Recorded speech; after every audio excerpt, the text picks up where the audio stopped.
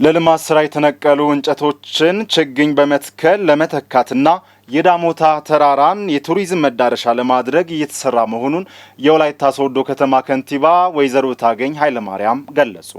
በከተማዋ በክረምት ወቅት ከ1.6 ሚሊዮን በላይ ችግኞችን ለመትከል ታቅዶ እየተሰራ መሆኑን የገለጹት ደግሞ የከተማው ብልጽግና ፓርቲ ቅርንጫፍ ጽህፈት ቤት ኃላፊ ረዳት ፕሮፌሰር ዘገየ ጳውሎስ ናቸው። በወላይታ ሶዶ ከተማ የአረንጓዴ አሻራ መርሃ ግብር የችግኝ ተከላ ተካሂዷል።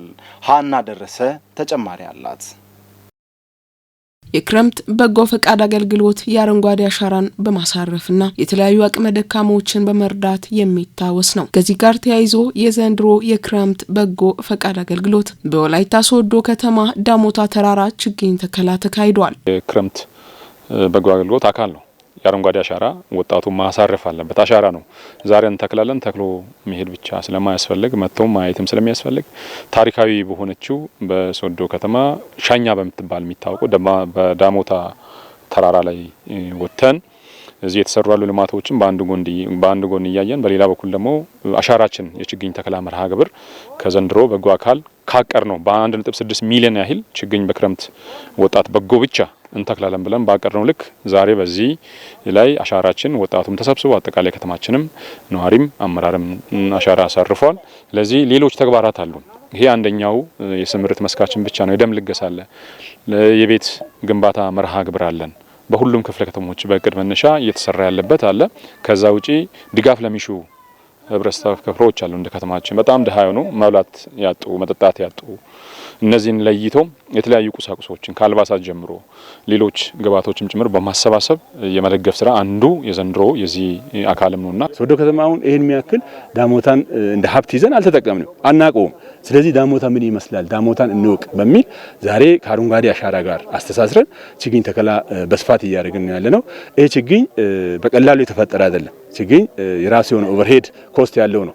ከችግኝ ከዘር ለቀማ ጀምሮ ከመደብ ዝግጅት ጀምሮ ከፖት ግዢ ጀምሮ ውሃ ጠጥተን ክረምቱን በጋውን እስከ ተከላ ድረስ የለፋንበት ችግኝ ስለሆነ የተከልነው ችግኝ በአግባቡ ለታለመለት ዓላማ እንዲውል ሁሉም ባለድርሻ አካላት የራሳቸውን ጥረት ሊያደርጉ ይገባል። ዳሞታን የቱሪዝም መዳረሻ ለማድረግ ከሚሰሩ ተግባራት አንዱና ዋነኛው ተራራውን ደን በመሸፈን የማስዋብ ስራ ነው። ስለሆነም ዳሞታን ማስዋብና መጎብኘት አማራጭ የሌለው ጉዳይ መሆኑን የወላይታ ሶዶ ከተማ አስተዳደር ከንቲባ ወይዘሮ ታገኝ ኃይለማርያም ተናግረዋል።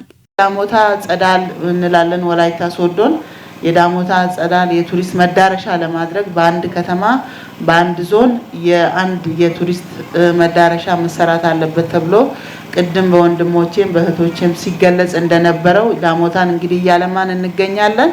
ይሄን ደግሞ እንዲለማ ለቱሪስት መዳረሻነትም እንዲሆን ይሄ አመራር ከህዝቡ በሚሰበሰበው ከንግዱ ማህበረሰብ ከሚፈለገው ሰው ሁሉ በሚሰበሰበው ግብር ነውና የተሰበሰበው ገንዘብ ደግሞ ለልማት እየዋለ ስለመሆኑ ሁሉም አመራር ተመሳሳይ ዕውቀት ቦታው ድረስ ሁሉም መጥቶ አላየምና ለምን እየተሰራ ያለውን ደረጃም ጭምር አመራሩ አያይምና በጋራ ይሄን ችግኝ ተከላም እናካሂዳለን።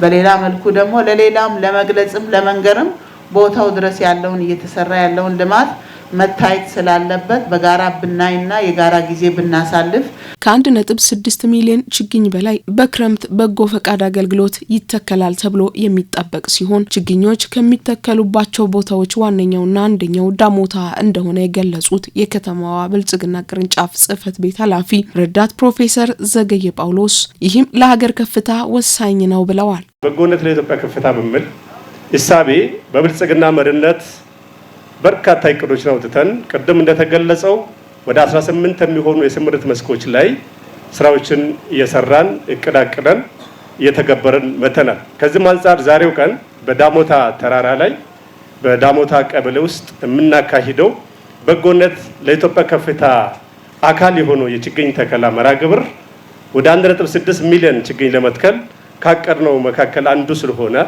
ይህን ስራ በስፋት በመስራት የኢትዮጵያን ከፍታ ወደ ተምሳሌት ሀገር ለምንወስደው ጉዞ ግሪን ሌጋሲ አንድ አካል ስለሆነ ሁላችንም እያንዳንዱ ቤተሰብ እያንዳንዱ ግለሰብ ሃውስሆልድ የራሱን አሻራ ማሳረፍ ከቻለ አገራችንን ከፍታ ማረጋገጥ እንችላለን በሚል ሂሳቤ ስራ እየሰራን እንገኛለን። ለሁሉም ልማት የህዝብ ተሳትፎና ጥበቃ ወሳኝ እንደሆነም መልእክት ተላልፏል።